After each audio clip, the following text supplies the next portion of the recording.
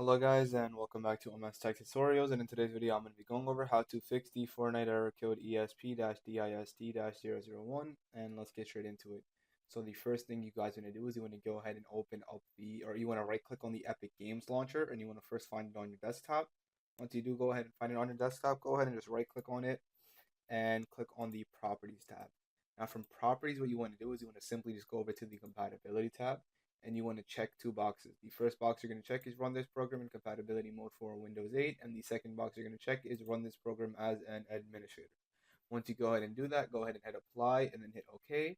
And now you can open up Epic Games Launcher and then open up Fortnite that way and check to see that the error code has been solved.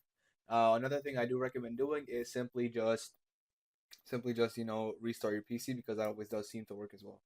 Anyways, yeah, once you do all of that, you should be good to go and you're all set. So yeah, that is it for the video. Thank you guys for watching. Make sure to give the video a thumbs up, subscribe to the channel, and have a great day.